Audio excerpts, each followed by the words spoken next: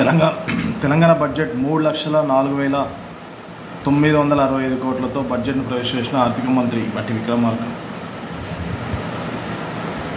2025-26 ఏడాదికి 3,04,965 కోట్ల బడ్జెట్ను సభలో సమర్పిస్తున్నట్లు చెప్పారు.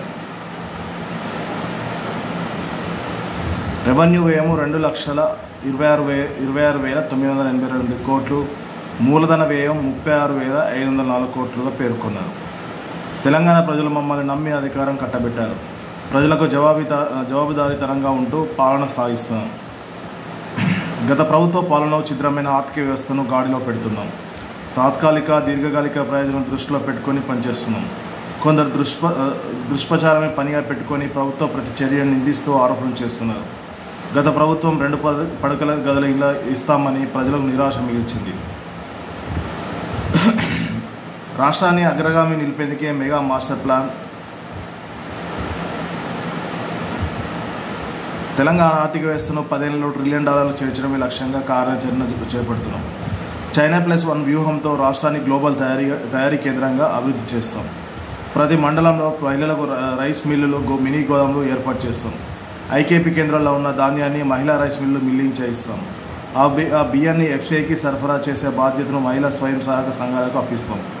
మండల మహిళా సమాఖ్య ద్వారా ఆర్టీసీకి అద్దెకు 600 బస్సులు కేటాయిస్తాం. ఎస్సీ ఉపకులాల వర్గీకరణ చట్టాన్ని అమలు చేస్తున్న మొదటి రాష్ట్రం తెలంగాణ. అయితే మరొకటి ముఖ్యాంశం ఏంటంటే ఫ్యూచర్ సిటీ. దేశాన్ని తలమానికి ఉండేలా ఫ్యూచర్ సిటీ. ఓఆర్ఆర్ ఫేజ్ 2 నీటి సరఫరా ప్రాజెక్టు చివరి దశకు చేరుకుంది. ఫేజ్ 2 ద్వారా హెచ్ఎండిఏలను విస్తరించిన ప్రాంతాలకు తాగునీరు అందిస్తాం. హైదరాబాద్లో సమగ్ర వరద నీటిపారుదల ప్రాజెక్టుకు 5,992 కేటాయిస్తాం. 5,942 కోట్లు కేటాయిస్తాం. దేశానికి తలమానిగా ఉన్న ఫ్యూచర్ సిటీని రూపొందిస్తున్నాం. శ్రీశైలం నాగార్జున రహదారుల మధ్య ఇది ఉంటుంది. 56 గ్రామాలు, 760 చదరపు కిలో విస్తీర్ణం దీన్ని ఏర్పాటు చేస్తున్నాం. ఫ్యూచర్ సిటీలో AI city, pharma hub, sports city, clean energy, innovation జోన్లు, multi modal connectivity, electrical public ట్రాన్స్పోర్ట్లు ఉంటాయి. ఈ ప్రాజెక్టును ఎఫ్సిడిఏ పర్యవేక్షిస్తుంది అని బట్టి విక్రమార్క పేర్కొన్నారు. అది అత్యధికంగా పంచాయతీరాజ్కు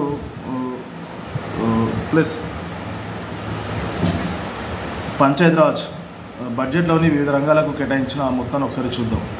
పంచాయతీరాజ్ 31,605 కోట్లు, వ్యవసాయ శాఖ 24,439 కోట్లు, విద్యాశాఖ 23,108 కోట్లు, మహిళా శిశు సంక్షేమ శాఖ 2,862 కోట్లు, పశుసంవర్ధక శాఖ 1,674 కోట్లు, పౌర సరఫరాల శాఖ 5,734 కోట్లు, కార్మిక శాఖ 900 కోట్లు, ఎస్సీ సంక్షేమం 40,232 కోట్లు, ఎస్టీ సంక్షేమం 17,169 కోట్లు, బీసీ సంక్షేమం 11,405 కోట్లు, చేనేత రంగానికి 371 కోట్లు, మైనార్టీ సంక్షేమ శాఖకు 3,590 కోట్లు, పరిశ్రమల శాఖ 3,527 కోట్లు, ఐటీ రంగం 774 కోట్లు, విద్యుత్ రంగం 21,221 కోట్లు, వైద్య రంగం 12,393 కోట్లు, పురపాలక రంగం 17,677 కోట్లు, నీటిపారుదల శాఖ 23,373 కోట్లు, రోడ్డు భవనాల శాఖ 5,907 కోట్లు, పర్యాటక రంగం 775 కోట్లు,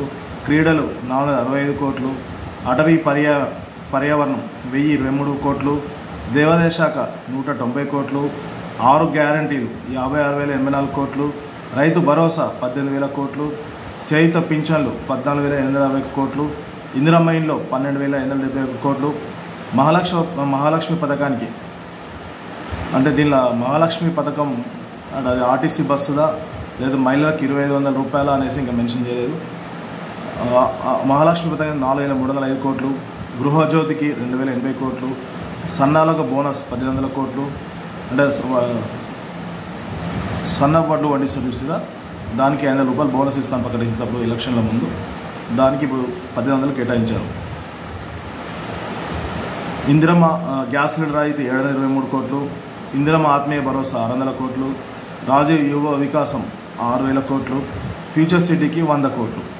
ఇవి వివిధ రకాలమైన కేటాయింపు బడ్జెట్లో మొత్తం 3,04,965 కోట్లతోని తెలంగాణ బడ్జెట్ ప్రవేశపెట్టింది. ఇది 2025-26 సంవత్సరం గాను.